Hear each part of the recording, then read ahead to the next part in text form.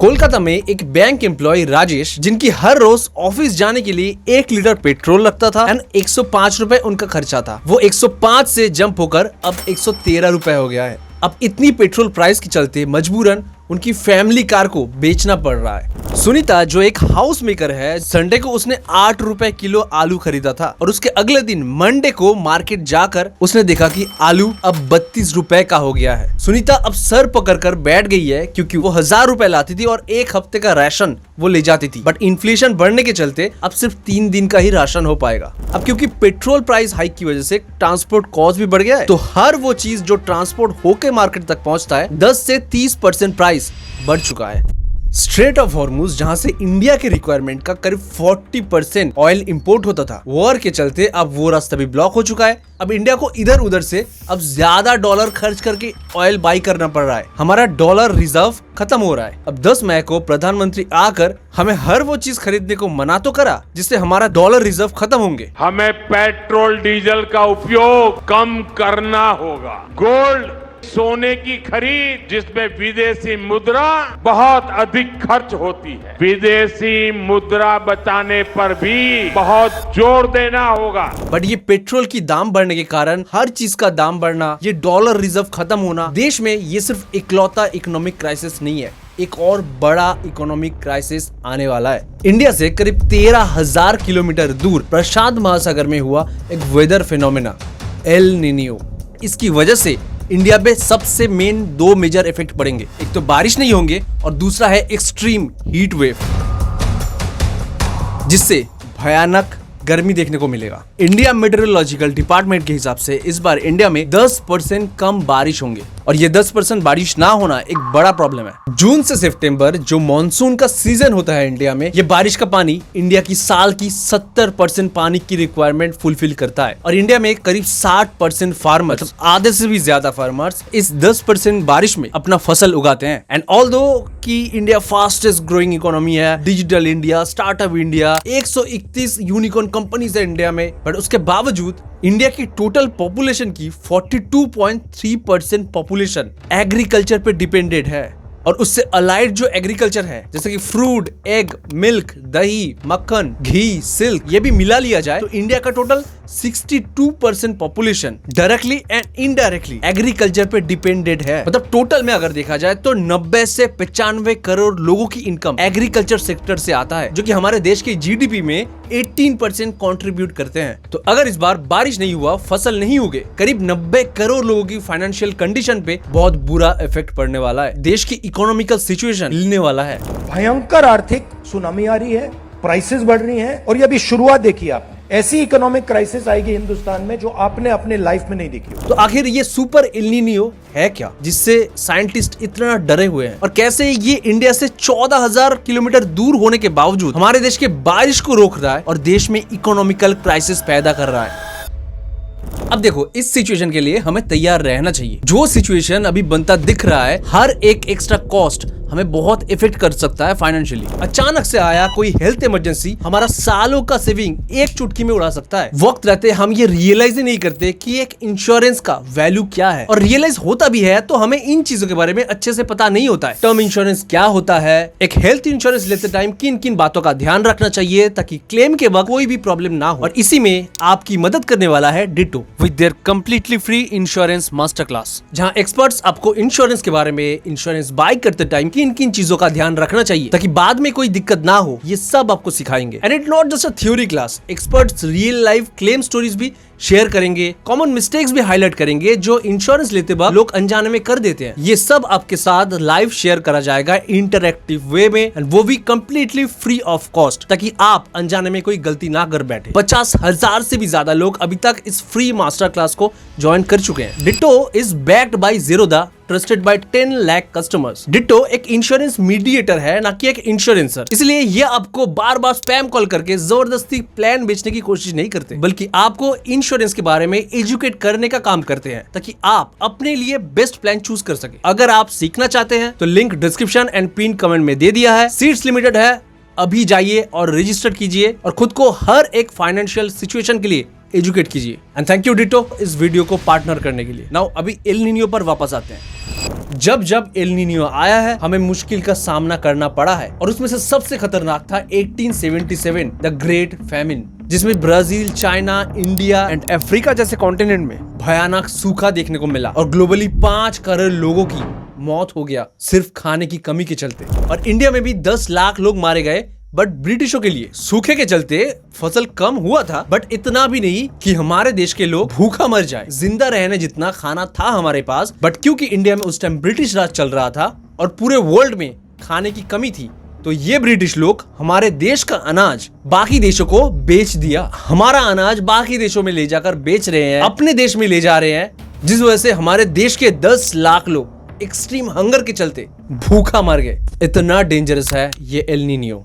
साइंटिस्टों का कहना है कि एल नीनियो नहीं, इस साल सुपर एल नीनियो आने वाला है। हाँ, हालांकि 1877 जैसा हाल नहीं होगा हमारा, क्योंकि ऑब्वियसली उस टाइम ब्रिटिश राज था और ऊपर से टेक्नोलॉजीज भी नहीं थे, बट इकोनॉमिक क्राइसिस हमें जरूर देखने को मिलेगा। और ये ऑलरेडी इंडिया में शुरू हो चुका है। हर दिन गर्मी मैक्सिमम टेम्परेचर हिट कर रहे हैं। IQR की डेटा देखोगे, पूरी दुनिया की सबसे हॉटेस्ट सिटी में 98% सिटीज इंडिया से आ रहे हैं। उड़ीसा के बालांगीर में 48 डिग्री टेम्परेचर रिकॉर्ड करा गया एक दिन। अगर आपको याद हो कि 2024 में भी ऐसे ही गर्मी देखने को मिला था। 2024 की गर्मी दुनिया में सबसे हॉटेस्ट ईयर था और 2024 की गर्मी इंडिया में 125 सालों का रिकॉर्ड तोड़ दिया था। बट इस बार मैं जिस सुपर एल नीनियो की बात कर रहा हूँ, ये गर्मी की हिस्ट्री में सारे रिकॉर्ड तोड़ने वाले हैं। अब क्योंकि मॉनसून क्लाउड्स इंडिया पर होगा ही नहीं, तो सनलाइट इंडिया पर डायरेक्टली पड़ते रहेंगे। इन मई जब गर्मी इंडिया में सबसे पीक पर होता है, देश के करोड़ों किसान आसमान की तरफ देखकर सिर्फ एक चीज का इंतजार कर रहे होते हैं, मॉनसून रेन।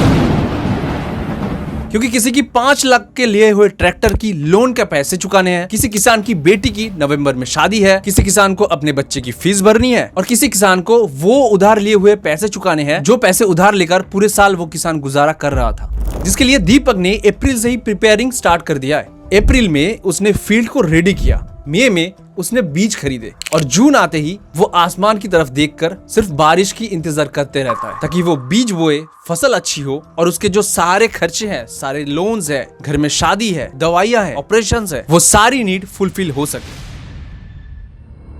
अब ये चीज समझो कि आप एक बंद कमरे के अंदर हो, बाहर बहुत गर्मी पड़ रही है और आपके कमरे के अंदर एक गैस चेम्बर बन गया है, लाइक ए प्रेशर कुकर। गर्म हवाएं आपको बॉयल कर रहे हैं। आप कमरे की खिड़की खोलते हो और बाहर की पूरी ठंडी हवा आपके कमरे के अंदर घुसते हैं और गर्म हवा बाहर निकल आते हैं। कुछ ही सेकंड में ही कमरे का टेम्परेचर वापस नॉर्मल हो जाता है। अब ये क्यों हुआ? क्योंकि घर के अंदर जो गर्म हवा था वो था लो प्रेशर, यानी कि हल्की हवा जो ऊपर रहते हैं, और बाहर जो कोल्ड एयर होते हैं वो होते हैं high pressure. High pressure cold wind कमरे के अंदर घुसा और गर्म हवा हल्का होने की वजह से जल्दी से कमरे से बाहर आ गए। सो मई के महीने में जब इंडिया में गर्मी पीक पर होते हैं, तो इंडिया का हवा वो लो प्रेशर जोन बन जाता है। अब इसी टाइम पे अरेबियन सी में कुछ मजेदार होता है। अब यहाँ से जो हवा आ रहा है ये है ठंडी हवा, जो कि होता है हाई प्रेशर। ये हाई प्रेशर और ये मॉइस्चर भरे जो क्लाउड्स है ये भी हाई प्रेशर है। ये दोनों हाई प्रेशर मिलके बहुत ही डेंस बन जाते हैं और यहाँ इंडिया के ऊपर लो प्रेशर होने के कारण ये सारे क्लाउड्स यहाँ अट्रैक्ट हो जाते हैं और यही एक्चुअली है इंडिया का मॉनसून सीजन, जिसकी वजह से पंजाब और वेस्ट बंगाल में धान और गेहूं की खेती होती है, जिसकी वजह से महाराष्ट्र में कॉटन, उत्तर प्रदेश में आलू और मध्य प्रदेश में सोयाबीन उगाकर देश में 18% जीडीपी में कंट्रीब्यूट करता है। अगर बारिश अच्छा हुआ और फसल अच्छे बने तो किसान 4 पैसे कमाएगा। सालों से जो स्कूटी लेने वाले थे वो ले लेंगे, FMCG प्रोडक्ट्स भी कंजम्पशन बढ़ेगा, मतलब ओवरऑल जो कंपनीज के प्रोडक्शन है वो बढ़ते रहेंगे और इंडिया की जीडीपी ग्रो करता रहेगा। बट विदाउट रेन फार्मर्स के पास पैसे नहीं होंगे, ये फार्मर्स की पूरा डिमांड खत्म हो जाएगा और इवेंचुअली देश की जीडीपी में क्रैक देखने को मिलेगा और ना जाने कितने किसान लोन ना चुका पाने के कारण अपनी जान दे देंगे। और सबसे बड़ा नुकसान तो हम आम आदमियों का है। मंथली सबसे बड़ा एक्सपेंस जो होता है वो है ग्रोसरी फूड्स का। अगर फूड के प्राइसेस इतने बढ़ जाएंगे उसमें अब 20% और पैसे बढ़ाने पड़ेंगे और कहां से बढ़ा लेंगे, सैलरी तो बढ़ा नहीं। और ऊपर से सिर्फ यही नहीं, हमारे इलेक्ट्रिसिटी के बिल भी बढ़ने वाला है क्योंकि बारिश नहीं होगा तो नदी का वाटर लेवल लो रहेगा। और आपको बता दूं कि इंडिया की रिक्वायरमेंट का 10% इलेक्ट्रिसिटी इन नदियों के हाइड्रो पावर इलेक्ट्रिसिटी से ही आता है। वाटर लेवल अगर लो रहेंगे तो बिजली बनेंगे नहीं और इवेंचुअली इलेक्ट्रिसिटी बिल और महंगा हो जाएगा। सो भाई what the hell is happening in Pacific ocean कि इतनी बड़ी एक इकोनॉमिक क्राइसिस के अंदर हम घिर गए हैं। हर साल नॉर्मल एक बारिश की सीजन में कुछ ऐसा होता है। ये जो लाइन आपको दिख रहा है ये है हमारा इक्वेटर। सूरज की किरणें, सूरज के डायरेक्ट सनलाइट यहाँ पर ही इस लाइन पर सबसे ज्यादा पड़ता है, जिसकी वजह से इस लाइन के आसपास जो चीजें हैं वो सारी चीज बहुत गर्म हो जाते हैं। अब नॉर्मली क्या होता है कि गर्मी की वजह से जो हीट पड़ रहा है उसके लिए पैसिफिक ओशन में यहाँ पे जो पूरे एरिया में पानी गर्म हो जाता है, इस पूरे एरिया में पानी गर्म रहता है। अब इसी टाइम पीरियड पे यहाँ से चलता है ट्रेड विंड, मतलब एक हवा जो इस गर्म पानी को इस तरफ ढकेलता है। लाइक इन दिस फोटो आप देख सकते हो यहाँ के पूरे गर्म पानी को ये ट्रेड विंड्स ढकेलते हुए इंडोनेशिया और ऑस्ट्रेलिया के पास लाया जाता है। और क्योंकि यहाँ पर गर्म हवा है, लो प्रेशर है, तो इस गर्म पानी का मॉइस्चर बन के यहाँ पर बारिश होता है। अगर मैं इस मैप में बताऊं तो अब जब यहाँ पे गर्म हवा है और मॉइस्चर से यहाँ पे बारिश हो रही है, तो ये गर्म हवा यहाँ पे ट्रोपोस्फियर जो लेयर है इसकी वजह से ये गर्म हवा ठंडा हो जा रहा है। एक चला आता है अरेबियन सी के पास और एक यहाँ कहीं पर निकलता है और ये हाई प्रेशर क्रिएट हो रहा है। और यही हाई प्रेशर है जो हमारे अरेबियन सी में आकर यहाँ से मॉइस्चर क्लाउड को इंडिया की तरफ जाने के लिए पुश करता है। अब यही खत्म हो चुका है, तो मेनली ये पुश नहीं हो पाएगा और इंडिया के पास बारिश पहुंचेगा ही नहीं। अब ये हवा क्यों नहीं पहुंच रहा वो बताता हूँ।